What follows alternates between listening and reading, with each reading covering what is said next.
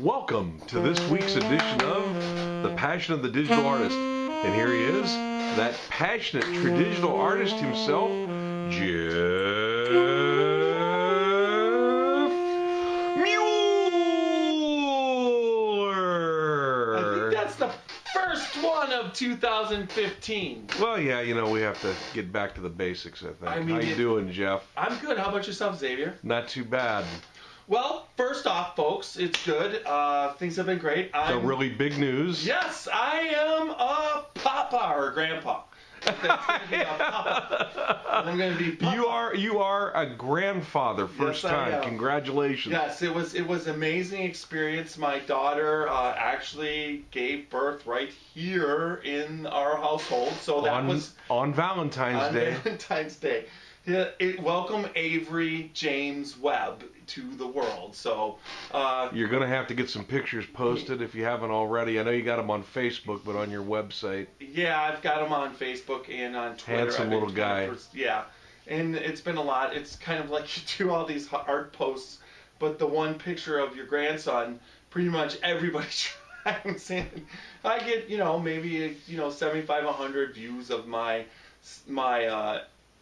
images when I post them and whatnot, and that's pretty good for an artist. And a lot of retweets on Twitter and whatnot. But then I post Avery, and I've got I've got 160 some likes and over 50 some comments on it. So it's just like grand life experiences, right? Totally awesome, Jeff. Congratulations. And yeah, thank you. And baby and mommy are doing well, right? Oh yeah. It's been very, very good. A very calming kind of experience. So that's for sure. That brings me to this week, and a lot has been going on. I've been working on the State of Blue Illumination, which was my nighttime painting of the Empire State Building at night from the observation deck. We've talked about it.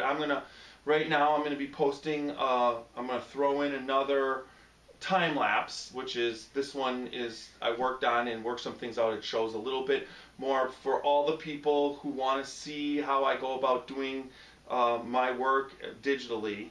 It's a really challenging painting because of the detail that I've been putting in. You can actually, I've been painting in rivets, where there's rivets, the photo that I'm working for reference, you can see amazing detail, and I'm putting it in. And then the fun part about it also is, the really nice part about it is that some of the gradations in the windows and on the lights and on the metallic aspect of the Empire State Building, it's a fun thing to do, is to paint those gradations from lights to darks, giving you a nice overall feel. It's a challenging thing to do, and I'm enjoying it immensely. The one thing about it is that it's dealing with blacks, whites, and blues and grays, and really it's not as exciting as far as a color palette that goes. I think it's a stunning image, but as far as the color palette goes, when you're painting and working, and I think I'm over about 45 hours on it, and I'm about a little over halfway done, so I'm putting a lot of time and effort into this particular painting.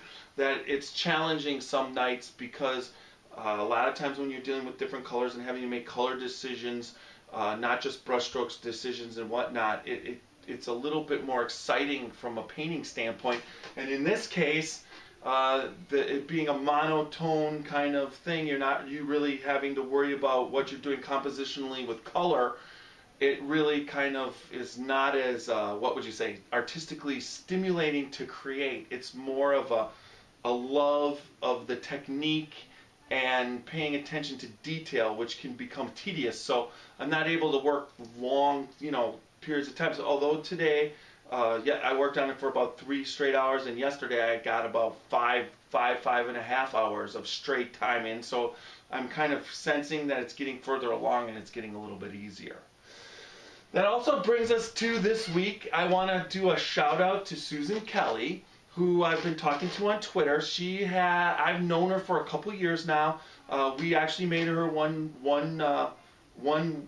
week the social media hero of the week a couple years ago, and she kind of has her career and everything that's going on, she wasn't on Twitter or Facebook as much as she had liked, and she's kind of back. And she's a really good fan of my artwork. And I have some exciting news that she wants to interview me and you, Xavier. She wants to do an interview. We're probably going to set up a Skype interview. So this is all fun, the fun aspect of being in the world of today, where somebody across the country can interview you, and you've got Skype. And she wanted, we mentioned maybe when I get out to New York City or whatever, that we could hook up and maybe do something. But the way that she likes to work and do these interviews is meet with the people on Skype. So we're all over Skype, and yep, we'll be setting that up. And she was interested. And at first she was asking me, and she said, well, do you have anybody else you want to have involved or whatever? And I'm like, yeah, definitely. The person that should be involved is Xavier. Well, for sure. we'll see where that goes, but I'll be happy to. Well, but I think at the same time, what she's looking at is not only my artwork that she likes, but also my position in the art world today, and you're every bit a part of what I'm doing as far as social media placement and promotion, and that's very important. And I think that there's certain you bring a certain part of your game into it that's definitely beneficial to what we're doing. And so I was definitely we're just having a lot of fun and doing a Skype interview. That sounds like fun also. Susan, look forward to it. Yep. And then I'd like to also do a major shout out to Patricia St. Lanes. She has been an inspiration to me. She is the curator of the Picasso Museum in France, and then also she is a world traveler and a lover of art, and has been very inspirational in my painting, and also an upcoming painting. You'll get more details on that, but they're going to involve her also. So I wanted to do a really nice shout out. She's actually this week has been in Miami. Jealous, there in the nice warmth. Although there's a couple days in Miami, I think it was a little chilly. They were down in the 40s, but that seems like heaven to what we've had up until doing. But they're back up, today, and she's enjoying.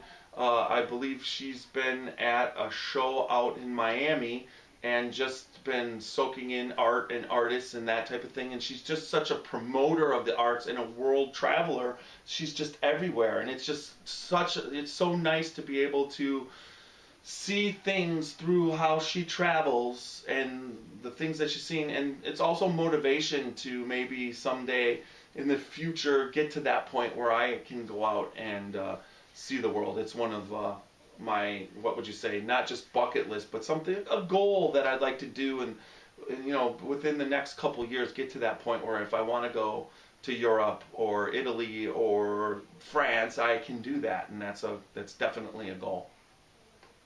Excellent. So, that's where we're at this week. The beard's coming along, don't you think? It's getting bushier. It's getting there. I'm going to have probably a couple more weeks. I can only stand this. I want to get it bushy.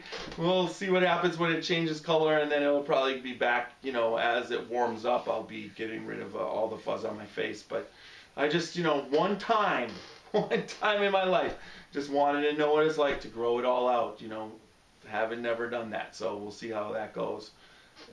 It's been 2 weeks since everybody's seen me, so it's a little bit more bushier. We'll see what happens there you go. When I see it on camera. Anything to add? Well, other than not as exciting as having a new grandson, but my wife and I were fortunate enough to go to a small venue concert here in Canton at the old Palace Theater, and we saw a 4-time Grammy winner, Marty Stewart.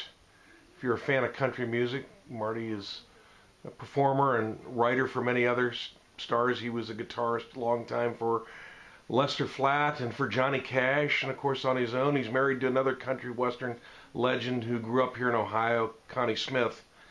So we got to see him, and what was really nice was, because it was a small venue, afterwards he stuck around and met everybody, and I got to meet him and shake hands. So that was pretty awesome, cool these days for a star such as himself. That is cool. That's definitely cool, So that was a lot of fun.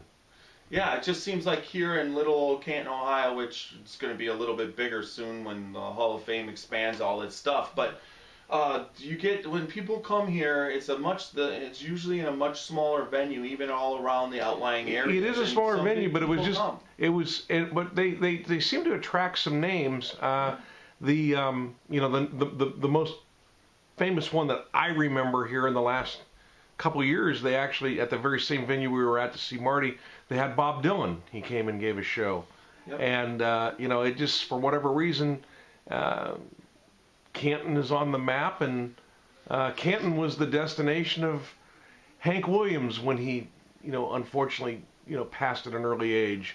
And it's always seems to have been a venue for whatever reason. Well, it's my hometown. I'm kind of proud of it. So. Rock and roll is big in Ohio, and with the Rock and Roll Hall of Fame, I think people going through don't mind playing a couple little venues on their way to Cleveland or leaving Cleveland. The Palace is such a classic place. It was built, I believe, in the 20s, and then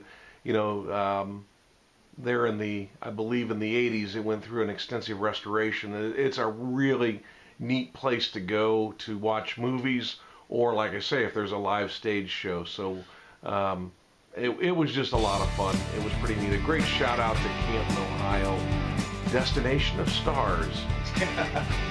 Well, I guess that's it for this week. Take care, folks.